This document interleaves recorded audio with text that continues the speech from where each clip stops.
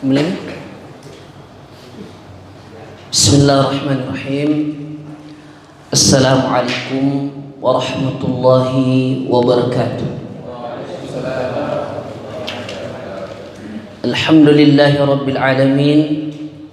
Wassalatu wassalamu ala asyrafil anbiya'i wal mursalin Sayyidina Muhammadin wa ala alihi wa man tabi'ahum bi ihsanin ila yaumiddin. Rabbi shrah li sadri wa yassir li amri wahlul 'uqdatam min lisani yafqahu qawli. Ma'asyiral muslimin, ikhwani yang dimuliakan oleh Allah Subhanahu wa taala. Alhamdulillah, kembali kita memuji dan bersyukur kepada Allah Subhanahu wa taala. Pada malam hari ini kembali Allah Subhanahu wa taala memberikan kita nikmat untuk berkumpul dalam sebuah majlis. Semoga ini petanda dari Allah Subhanahu wa taala di mana Allah akan memberikan kebaikan-kebaikan bagi siapa saja yang kemudian meluangkan waktunya untuk hadir dalam majlis-majlis ilmu. Di dalamnya dibacakan ayat-ayat Allah Subhanahu wa taala dan diajarkan hadis Nabi kita Muhammad sallallahu alaihi wasallam.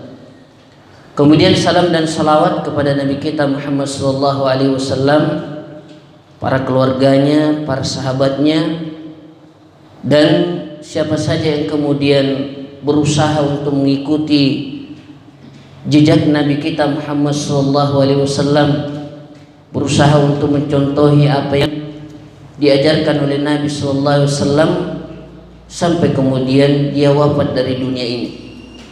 Hadirin kaum muslimin yang dimuliakan oleh Allah Subhanahu wa taala. Sebuah surah yang terkenal dalam Al-Qur'an yang menjelaskan tentang orang-orang yang merugi. Ketika Allah Subhanahu wa taala berfirman, a'udzubillahi minasyaitonir rajim. Bismillahirrahmanirrahim. Wal 'ashr innal insana lafi khusr illa alladziina aamanu wa 'amilus shalihat wa tawassaw bil haqqi wa tawassaw bis sabr. Salah satu yang disebutkan oleh Allah Subhanahu wa taala dalam ayat ini bahwa di antara orang-orang yang keluar dari kata merugi di dunia ini adalah orang-orang yang beriman dan melakukan amal soleh. Melakukan amal soleh. Sehingga salah seorang ulama kita, Imam Ibnul Jauzi rahimahullah ta'ala, mengatakan dalam buku beliau Sayyidul Khatir, beliau menyampaikan satu ayat yang berkenaan dengan ayat ini, yaitu Allah Subhanahu wa ta'ala berfirman dalam Al-Quran surah Jin ayat yang ke-16. Allah Subhanahu wa ta'ala mengatakan, a'udzu billahi minasyaitonir rajim. Wa allaw istaqamu 'ala at-tariqati la asqainahum ma'an ghadaqa. Kata Allah Subhanahu wa taala dalam ayat ini, barang siapa yang kemudian ingin kehidupannya menjadi baik, maka hendaklah kemudian dia istiqomah di atas jalan tersebut, yaitu agama Islam. Maka Allah Subhanahu wa taala akan mencurahkan, akan menurunkan air yang melimpah kepada mereka. Imam Ibnul Jauzi rahimahullah ta'ala memberikan berapa faedah dari ayat yang mulia ini tentang amal soleh yang dilakukan oleh seorang hamba. Yang pertama, bahwa kehidupan yang baik bagi seorang hamba di dunia ini itu tergantung dengan amal soleh yang dia lakukan. Jadi ketika seorang hamba kemudian menginginkan untuk melihat apakah kehidupan yang Allah berikan di dunia ini itu baik atau buruk, maka lihat amal solehnya, kata Imam Ibnu Jauzi rahimahullah ta'ala. Ketika kehidupannya itu kemudian diisi dengan amal soleh, dikatakan amal soleh adalah perbuatan yang baik. Karena ada amal ghairu soleh, ada amal yang tidak baik, maka dikatakan dan ditegaskan amal yang soleh. Nah, ketika itu melekat pada diri seorang dalam kehidupan sehari-hari dihiasi dengan amal soleh, maka di sini Imam Ibnu Jauzi rahimallahu taala mengatakan, ya, maka Allah akan memberikan apa saja yang Dia inginkan. Ya, apa saja yang Dia inginkan. Dan Allah Subhanahu wa taala menyebutkan dalam ayat ini Allah tidak pernah mengingkari janjinya. Ini diantara faedah yang kemudian disebutkan oleh Imam Ibnu Jauzi rahimallahu taala. Yang kedua adalah Allah ingin menegaskan, kata beliau rahimallahu taala dalam ayat ini, wa allaw istaqamu ala tariqah, seandainya kalian istiqamah dan menjaga itu sampai kalian diwafatkan oleh Allah Subhanahu wa taala, maka Allah akan memberikan keistiqomahan selama kita hidup di atas permukaan bumi ini. Ya, makanya ikhwan yang dimuliakan oleh Allah Subhanahu wa taala, kenapa kita perlu menuntut ilmu? Kenapa kita harus bercapek-capek dalam menuntut ilmu? Dan kenapa kita harus berusaha untuk selalu dalam keadaan menuntut ilmu? Karena samratul ilm, karena natijah atau hasil dari ilmu itu yang akan kita dapatkan adalah amal soleh itu sendiri. Nah, ketika itu kita mampu lakukan, maka Allah akan menurunkan keistiqomahan pada diri seorang hamba. Makanya banyak dari kisah-kisah yang disampaikan oleh Allah Subhanahu wa taala baik dalam Al-Qur'an ataupun yang disampaikan oleh Nabi kita Muhammad sallallahu alaihi wasallam dalam hadis-hadis beliau sallallahu alaihi wasallam, tentang orang-orang yang kemudian diberikan keistiqomahan di jalan Allah Subhanahu wa taala, dan ini yang sulit. Namun kata Imam Ibnu Jauzi rahimallahu taala, itu tidak akan sulit ketika seorang itu memahami bahwa ketika kita berada di atas jalan yang telah diajarkan oleh Nabi sallallahu alaihi wasallam dan kita istiqomah di atasnya, kemudian dalam waktu yang sama kita memelihara atau menjaga amal soleh yang diperintahkan oleh Allah Subhanahu wa taala, maka disitulah kebahagiaan yang hakiki. Ya, bukan hanya Allah Subhanahu wa taala yang akan membantu untuk mewujudkan amal soleh tersebut, tetapi Allah Subhanahu wa taala juga akan memerintahkan setiap makhluk yang ada di atas permukaan bumi ini untuk membantu hamba tersebut menjadi orang yang soleh di hadapan Allah Subhanahu wa taala. Makanya luar biasa ketika seorang kemudian menuntut ilmu agama, memperbaiki proses menuntut ilmu ini yang kemudian nanti akan melahirkan amalan-amalan yang baik yang kita kenal dengan amal soleh. Ketika Allah Subhanahu wa taala berfirman dalam Al-Qur'an, yauma idzin tuhadditsu akhbaraha, pada hari di mana bumi ini beserta isinya akan menceritakan kepada Allah Subhanahu wa taala apa yang telah dilakukan oleh si fulan ketika dia berada di atas dunia. Apa yang telah dilakukan oleh hamba Allah Subhanahu wa taala ketika dia masih hidup di atas permukaan bumi ini, maka nanti bumi ini beserta isinya akan memberikan saksi itu kepada hamba-hamba tersebut. Makanya kita ingin menjadikan diri kita ini bagian dari hamba-hamba soleh tersebut. Bahkan surga yang kita impikan itu sudah ditegaskan oleh Allah Subhanahu wa taala dalam hadis qudsi, a'dadtu saya mempersiapkan, kata Allah Subhanahu wa taala dalam hadis qudsi, li'ibadiyas solihin, untuk hamba-hambaku yang soleh. Siapa itu? Orang-orang yang kemudian dalam kehidupan di atas permukaan bumi ini selalu berusaha sebaik mungkin untuk melaksanakan amal soleh kepada Allah Subhanahu wa taala. Ada surga yang menanti di akhirat kelak yang akan diberikan oleh Allah Subhanahu wa taala. Namun ikhwan yang dimuliakan oleh Allah Subhanahu wa taala, ada hal yang perlu diperhatikan dalam melakukan amal soleh ini, yang tidak boleh luput dan tidak boleh kemudian seorang hamba itu lalai darinya. Karena kalau tidak, amalan yang dia lakukan itu tidak akan berkualitas. Tidak akan berkualitas. Kalau dia tidak berkualitas, maka balasannya pasti juga tidak seberapa nanti di akhirat. Maka kita menginginkan agar hal ini dicatat baik-baik dan kemudian kita amalkan baik-baik. Semoga ketika kita melakukan amal soleh yang diperintahkan oleh Allah Subhanahu wa taala, ini bisa berbobot dan mendapatkan balasan yang sempurna di sisi Allah Subhanahu wa taala.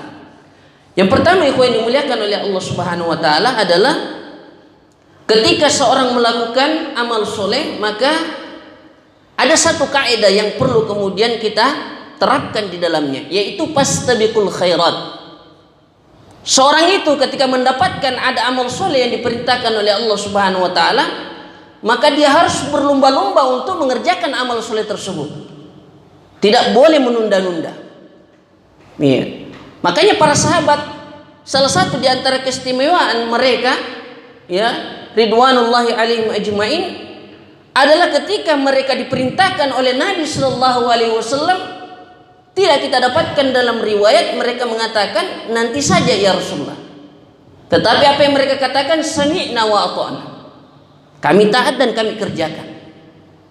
Nah, ketika kita ingin menjadi pribadi-pribadi yang soleh, walaupun tidak selevel dengan para sahabat yang tentu adalah suatu kemustahilan, ya, untuk kita mencapai derajat ya para sahabat Nabi Shallallahu Alaihi Wasallam yang langsung merasakan ya apa yang dirasakan oleh Nabi Shallallahu Alaihi Wasallam, maka bagi kita ada peluang untuk dekat-dekat, ya, ada peluang untuk dekat-dekat. Maka ketika ada peluang, ada kesempatan yang Allah berikan kepada kita, jangan ditunda, lakukan itu dengan segera.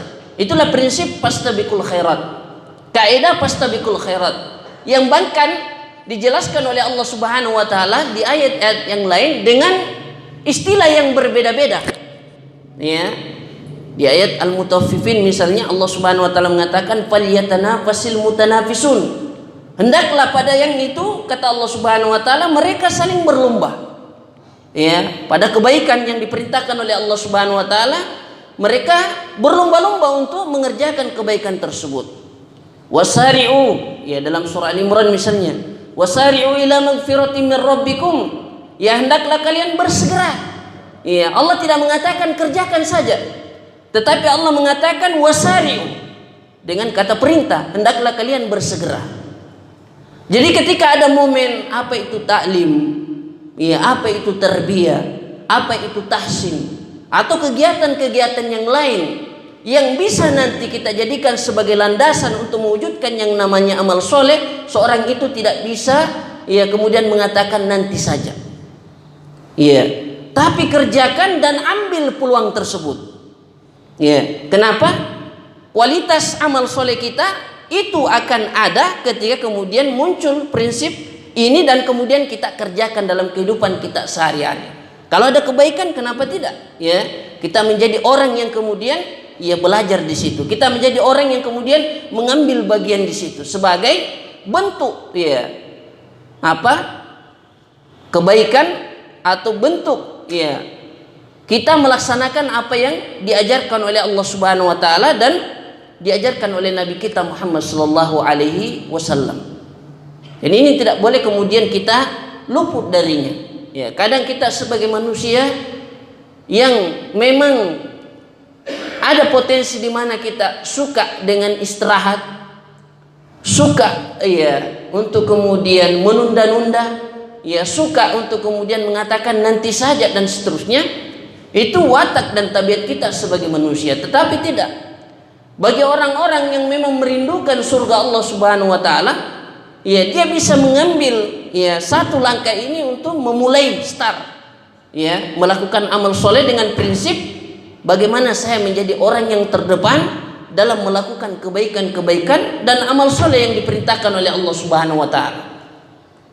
Ini yang kita kemudian ingin ya sampaikan dan ingin kemudian kita ya dakwakan agar amal yang kita lakukan kepada Allah Subhanahu wa taala ini bukan sekedar ya kita melakukan saja, tetapi ada nilai ya tambahan dari Allah Subhanahu wa taala karena kita mengikuti apa yang disebutkan oleh Allah Subhanahu wa taala dalam Al-Qur'an. Jadi kaidah fastabiqul khairat. Ya, dan ini yang membuat para ulama salaf kita, orang-orang soleh sebelum kita ya, ini kemudian ya menjadi orang-orang yang dikenang sampai hari kiamat kelak. Ya, menunjukkan bahwa ketika ada amal yang diperintahkan oleh Allah Subhanahu wa taala, mereka tidak santai-santai. Iya, mereka kemudian tidak banyak istirahat. Karena mereka tahu bahwa untuk mendapatkan yang namanya kebahagiaan, sebagaimana yang dikatakan oleh para ulama kita dalam berbagai versi, bahwa kebahagiaan itu tidak akan kita dapatkan dengan bersantai-santai. Kebahagiaan itu tidak akan kita dapatkan dengan bersantai-santai. Yang kedua adalah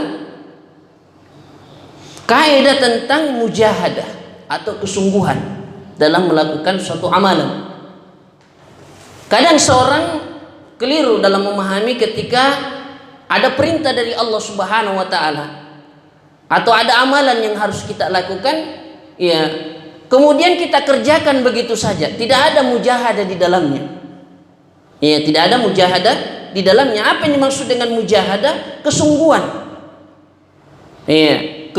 Kesungguhan dari seorang hamba. Seorang tidak akan menjadi hamba yang terbaik di sisi Allah Subhanahu wa taala kalau dia tidak bersungguh-sungguh. Dan dalam kesungguhan seorang hamba itu akan ada yang namanya pengorbanan. Harus ada yang dikorbankan. Ketika kita mengatakan ini adalah perintah Allah Subhanahu wa taala, maka paling minimal waktu harus kita korbankan untuk kemudian mengerjakan apa yang diperintahkan oleh Allah Subhanahu wa taala. Ketika kita dihadapkan di mana kita harus menyelesaikan dua kegiatan, yang satu adalah pekerjaan kita, yang satu adalah thalabul ilm misalnya, maka disinilah dibutuhkan yang namanya pengorbanan. Kita ingin memperlihatkan kepada Allah Subhanahu wa taala, bukan kepada manusia, bahwa kita ini betul-betul bersungguh-sungguh dalam melakukan amalan tersebut. Ketika dihadapkan pada dua pilihan, kita memilih yang terbaik di antara keduanya, yang bisa membuat kita bahagia di dunia ini sebelum kebahagiaan yang akan kita dapatkan nanti di akhirat di sisi Allah Subhanahu wa taala. Jadi ada prinsip mujahadah. Seorang yang datang menuntut ilmu, dia harus mengorbankan sesuatu. Dia harus mengorbankan waktunya. Begitu juga kalau kemudian kita dalam kondisi mengurusi dakwah misalnya. Kita ini bagian dari orang-orang yang menggerakkan dakwah. Ada musyawar, ada pelatihan, ada perkumpulan yang tiba-tiba misalnya kita dipanggil. Semua ini bagian dari kesempatan yang ketika kita ambil pasti ada yang kita korbankan. Maka di situ akan ada nilai yang namanya mujahadah dalam melakukan satu amalan. Karena tidak akan bisa dibedakan antara seorang yang kemudian melakukan suatu amal yang sama, yang mana yang bersungguh-sungguh, yang mana tidak, kalau kemudian tidak hadir peluang-peluang yang diciptakan oleh Allah Subhanahu wa taala, dan akan kelihatan di situ siapa yang kemudian mau mengambil bagian dan siapa yang tidak mau. Siapa yang mau mengambil bagian dan siapa yang tidak mau. Makanya harus ada kesungguhan dalam apa yang kita lakukan. Amal soleh yang kita kerjakan itu tidak boleh sekedar formalitas saja. Hadir, kerjakan, selesai. Harus ada nilai yang lebih, yang mana kita harus tunjukkan kepada Allah Subhanahu wa taala, saya ingin menjadi bagian dari orang-orang yang kemudian ketika melakukan sesuatu ada yang saya korbankan. Untuk apa? Mendapatkan kebahagiaan di akhirat. Mendapatkan kebahagiaan di akhirat. Kalau terkadang kita dalam urusan dunia saja misalnya, harus membelanjakan harta, bertepatan pada dua kegiatan. Yang satu adalah untuk kepentingan kita pribadi, yang satu adalah untuk membiayai anak sekolah kita misalnya. Maka kita dihadapkan pada dua pilihan. Di situ Allah akan melihat mujahadah kita. Ini contoh kecil. Ketika kita salurkan kepada yang A misalnya, ternyata itu manfaatnya hanya kita sendiri saja. Tetapi misalnya kalau kita sampaikan dan kita salurkan itu untuk pendidikan anak-anak kita, maka dia nanti akan bermanfaat untuk orang lain, dan akan menjadi amalan mutaaddi yang sangat dicintai oleh Allah Subhanahu wa taala, amalan yang kemudian bisa dirasakan oleh hamba tersebut dan orang lain. Maka di sini juga ketika ada pilihan, Allah ingin melihat kita. Makanya ikhwan yang dimuliakan oleh Allah Subhanahu wa taala, salah satu yang membuat orang-orang soleh sebelum kita ini kemudian menjadi orang-orang yang tegar dan istiqomah di jalan Allah Subhanahu wa taala adalah ya ketika kita baca sirah ya atau profil dari ya para ulama kita, maka kita akan terkagum-kagum. Ada di antara ulama kita misalnya yang sampai harus ya mewakilkan untuk menguburkan anaknya hanya sekedar untuk menuntut ilmu dari gurunya. Padahal kita tahu siapa yang meninggal ini anaknya. Ya, harusnya bapaknya yang kemudian menguburkan anaknya. Ya, tapi karena para ulama kita tahu ya al-aham minal muhim, yang terpenting dari yang penting, maka beliau mengatakan silakan urusi ya penguburan anak saya ya, karena guru saya sudah mulai taklimnya di masjid. Ya, sehingga ada yang bertanya, ya, kenapa harus begitu ya Imam? Ya, mengantarkan jenazah adalah fardu kifayah yang kadang ya orang meninggal kita bisa dapatkan lagi untuk ya menguburkan saudara kita. Tetapi kadang ketika guru kita yang menyampaikan materi ya kemungkinan besar dia tidak akan ulang lagi. Ya, sementara ya ilmu itu adalah landasan kita melakukan amal soleh. Bagaimana kita bisa tahu ini amalan yang berkualitas atau tidak kalau kita tidak ilmui? Maka para ulama kita mencontohkan ya hal yang luar biasa tentang amal soleh ini. Begitu juga kalau kita lihat ya salat para ulama kita. Ya, sebagian menceritakan ya para ulama kita dulu itu sangat ya jarang melihat bau saudaranya ketika salat berjamaah. Artinya apa? Selalu di saf yang pertama. Ya, selalu di saf yang pertama, tidak melihat bau saudaranya. Karena memang kalau di depan sudah dinding, ya kecuali dia di belakang imam. Ya. Maka ini menunjukkan kesungguhan ya para ulama salaf kita dalam melakukan amal-amal soleh, ya kebaikan-kebaikan yang diperintahkan oleh Allah Subhanahu wa taala. Jadi ada mujahadah di situ. Makanya kualitas itu akan terlihat ketika ada kesungguhan yang kita perlihatkan kepada Allah Subhanahu wa taala dan ada pengorbanan yang kita lakukan di dalamnya. Ya, ada pengorbanan yang ya kita lakukan di dalamnya. Kemudian ikhwan yang dimuliakan oleh Allah Subhanahu wa taala, yang ketiga adalah kaidah istimrariyah. Istimrariyah artinya berkesinambungan dalam melakukan suatu amalan. Ya, berkesinambungan dalam melakukan suatu amalan, dan ini menjadi hal yang tidak terpisahkan dari rangkaian ibadah yang kita lakukan kepada Allah Subhanahu wa taala. Ya, bahkan Nabi SAW mencela ya orang-orang yang kemudian sudah melakukan satu amal soleh namun kemudian meninggalkan untuk beberapa saat. Ya, kata Nabi SAW itu bukan amalan yang terbaik. Ya, karena ketika Nabi SAW menyampaikan amalan yang terbaik itu prinsipnya apa? Ya, ahabbul a'mali ilallah, amalan yang terbaik di sisi Allah Subhanahu wa taala adwamuha, continue, berkesinambungan, wa in qalla, walaupun dia sedikit.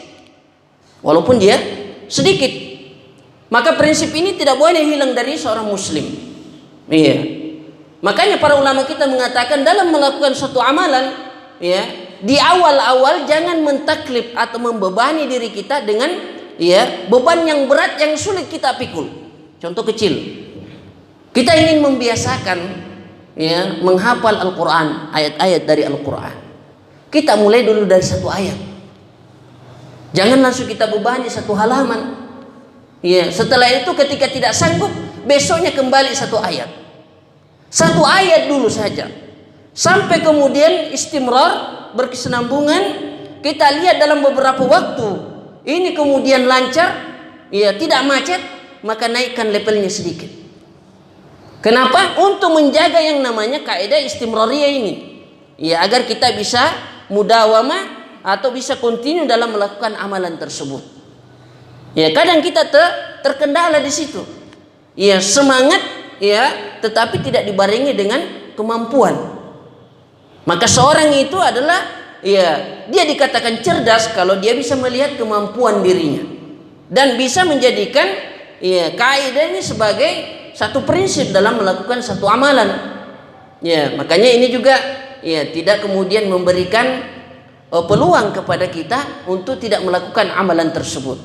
Setiap manusia ya walaupun dibebani oleh kecerdasan yang berbeda, tetapi dia akan mampu ketika mulai dari yang sedikit. Iya, ketika sudah dibiasakan dan terbiasa, maka dia akan mampu menaikkan levelnya. Iya, dan jangan istiqomah dengan kemampuan kita yang belum kita perlihatkan secara sesungguhnya. Iya, ada seorang ketika kemudian sudah terbiasa dengan hafalan satu ayat misalnya, ya contoh saja ini, dia bilang biar misalnya satu ayat saja, yang penting istimroriyah. Tapi itu sudah lama, ya sudah lama dilakukan. Jangan seperti itu. Ya kita hilang satu mujahadah. Ya, hilang satu mujahadah.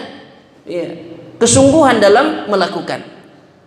Ya, Ustaz Saiful Ansar pernah menyampaikan satu ceramah ketika Syekh Al-Bassam ditanya oleh seorang muridnya, yang mana dimaksud dengan kemampuan itu, maka Syekh kemudian mengatakan, "Ta'al sini." Ya, lari keliling lapangan. Ya, ketika sampai di garis yang sudah dia mulai tadi, kata Syekh masih mampu, lari lagi. Ya. Berapa kali putaran, akhirnya ketika ditanya lagi, masih bisa lari? Ya. Muridnya itu mengatakan, "Sudah tidak bisa saya gerakkan lututnya." Di sini kemampuan. Ya, di situ kemampuan kita. Maka jangan kita yang batasi. Ya, jangan kita yang batasi kemampuan kita. Ya, kita munculkan kemampuan yang kita miliki. Kalau memang sudah di situ, baru kita katakan inilah yang diberikan oleh Allah Subhanahu wa taala kepada saya. Karena saya tidak mampu lagi setelah itu. Jadi harus ada dulu usaha untuk melakukan bagaimana amalan kita itu istimroriyah. Ya, termasuk di dalamnya ikhwan yang dimuliakan oleh Allah Subhanahu wa taala dalam menuntut ilmu. Banyak dari kita ini kadang masuk dalam was-was syaitan. Ketika misalnya ada majelis ta'lim atau tarbiyah atau tahsin, yang biasa dimulai ba'da maghrib. Kita sampai di rumah ba'da maghrib, lewat 10 menit sudah mau selesai. Sudah mau selesai. Tapi masih ada. Masih ada, hadir saja. Paling tidak kata para ulama kita, majelis ilmu atau keutamaan ilmu yang ada di situ kita dapatkan, dan itu luar biasa. Kata Nabi sallallahu alaihi wasallam, "Salaka tariqan yaltamisu fi ilman, sahalallahu bi tariqan ilal jannah." Di sini kata yang indah sekali yang disampaikan oleh Nabi, Allah akan memudahkan. Dan itu kita jarang dapatkan dalam dalil-dalil yang lain. Siapa yang menempuh jalan ini, memberikan waktunya untuk menuntut ilmu, Allah memudahkan baginya untuk masuk surga. Ada kata sahalallahu bi tariqan ilal jannah. Jangan kita tertipu dengan hal-hal yang seperti itu. Tinggal 10 menit selesai. Jangan. Kenapa? Begitulah syaitan. Syaitan itu paling tidak suka kalau ada hamba Allah Subhanahu wa taala yang melakukan satu kebaikan atau amal soleh. Karena berarti kurang lagi pengikutnya nanti di neraka Allah Subhanahu wa taala. Maka ini yang kemudian perlu kita perhatikan. Ketika ada kebaikan, ada peluang, kita hadir di situ. Ada seorang syekh dari para ulama kita yang kemudian hadir di majelis ilmu. Ketika selesai majelis ilmu, beliau mengatakan, "Sami'tu hadzal hadis asyra sanawat." Saya mendengarkan hadis ini dan saya sudah hafalkan, bahkan saya sudah jelaskan 10 tahun yang lalu. Kalau kita tanya, untuk apa balik syekhnya hadir? Untuk mendapat keutamaan ilmu. Yang kadang dalam waktu-waktu atau momen-momen tertentu kita tidak akan dapatkan. Ketika kita sakit, ketika kita dalam keadaan musafir, atau ada kegiatan yang mendesak yang harus kita kerjakan, maka kita terkendala untuk hadir dalam majelis-majelis ta'lim. Maka ini yang harus kita hindari agar seimbang. Lebih banyak yang hadir daripada tidak hadirnya. Maka kaidah istimroriyah ini harus kita pertahankan agar apa? Amal soleh yang kita kerjakan kepada Allah Subhanahu wa taala ini berkualitas. Dan akan mendapatkan nilai plus di hadapan Allah Subhanahu wa taala. Yang keempat adalah kaidah tawazun atau keseimbangan dalam melakukan amal soleh kepada Allah Subhanahu wa taala. Jam berapa masuk?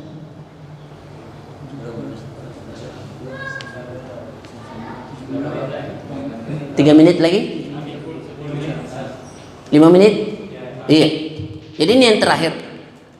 Jadi ikhwan yang dimuliakan oleh Allah Subhanahu wa taala, tawazun, keseimbangan dalam melakukan amal soleh. Dalam agama kita ada istilah at-taysir wa raf'ul masyaqqah. Mudah dan tidak usah persulit. Termasuk pada diri kita yang akan melakukan amal soleh kepada Allah Subhanahu wa taala. Tidak usah kita kemudian dianggap dia sebagai sesuatu yang susah, dan tidak usah kita persulit diri kita. Ya, tidak usah kita persulit diri kita. Sesuatu yang bisa dikerjakan oleh saudara kita dan kita tidak bisa kerjakan, tidak usah terlalu banyak kita pikirkan. Kenapa? Sudah tidak bisa kita kerjakan. Ambil amalan yang lain. Tidak usah persulit diri kita. Iya. Makanya Imam Malik bin Anas rahimallahu taala ketika kemudian diberikan secari kertas tulisan oleh seorang ulama untuk mengajak beliau pergi berjihad di jalan Allah Subhanahu wa taala, beliau mengatakan perkataan, sesungguhnya Allah telah membukakan pintu-pintu kebaikan bagi hamba-hambanya. Allah membukakan pintu kebaikan bagimu, wahai saudaraku, untuk kemudian berjuang di jalan Allah Subhanahu wa taala. Namun ternyata saya dapatkan pada diri saya, Allah memberikan saya kebaikan untuk meluaskan ilmu agama Allah Subhanahu wa taala melalui pembahasan hadis-hadis Nabi sallallahu alaihi wasallam. Artinya apa? Kita lihat apa yang mudah untuk kita lakukan, dan tidak sulit untuk kita kerjakan, dan tidak usah kemudian kita terlalu gulu, sampai kemudian meninggalkan nanti amalan yang sudah kita kerjakan. Dan jangan juga tasahul, terlalu bermudah-mudahan. Jadi seimbangkan antara amalan yang kita kerjakan kepada Allah Subhanahu wa taala. Namun yang paling penting dari semua itu, ikhwan dimuliakan oleh Allah Subhanahu wa taala, bahwa dalam konteks melakukan amal soleh ada syarat yang telah ditetapkan dalam agama kita. Pertama, dia harus tulus niatnya, ikhlas kepada Allah Subhanahu wa taala, dan harus ittiba, mengikuti sunnah Nabi kita Muhammad sallallahu alaihi wasallam. Karena kenapa? Judulnya saja amal soleh, berarti amal yang baik, berarti ada lawannya, itu amal yang tidak baik. Maka seorang kemudian tidak boleh mengambil satu perbuatan atau satu amalan kemudian dia kerjakan saja tanpa melihat dua syarat ini. Pertama ikhlas, dan yang kedua adalah mengikuti apa yang dikerjakan atau dicontohkan oleh Nabi kita Muhammad SAW. Maka kalau ini kita kerjakan, insya Allah amal soleh yang kita laksanakan atau yang kita kerjakan itu akan bernilai luar biasa di sisi Allah Subhanahu wa taala. Tidak usah kita sampaikan kepada sesama kita manusia, tetapi perlihatkan kepada Allah Subhanahu wa taala bahwa kita ini bagian dari hamba-hamba yang soleh yang bisa kemudian mendapatkan rahmat Allah Subhanahu wa taala nanti di akhirat kelak.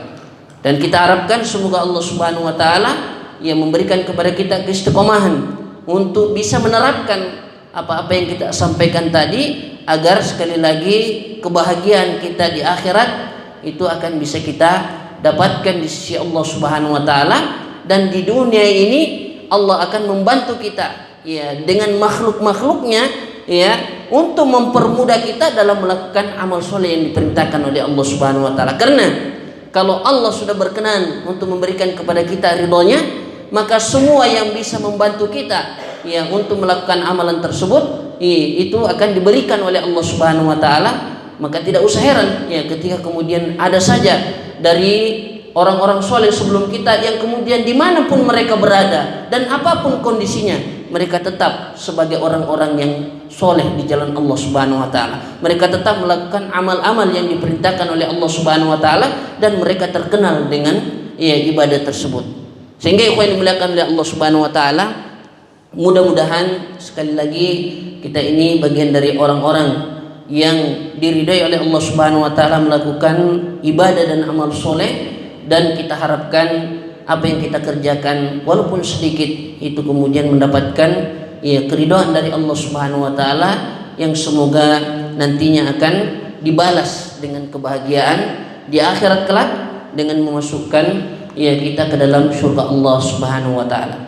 Saya kira ini yang mudah-mudahan bisa bermanfaat tentunya kepada diri kami pribadi dan kepada ikhwan yang dimuliakan oleh Allah Subhanahu wa taala yang sempat hadir pada malam hari ini. Dan insyaallah ini bagian dari tatbik ya kita mengamalkan ayat Allah Subhanahu wa taala, fadzakir fa inna dzikra tanfa'ul mu'minin. Ingatkan ya di antara kalian, sesungguhnya peringatan itu insyaallah akan memberikan manfaat ya kepada kalian. Subhanakallahumma bihamdik, asyhadu an la ilaha illa anta, astaghfiruka wa atubu ilaik. Assalamualaikum warahmatullahi wabarakatuh.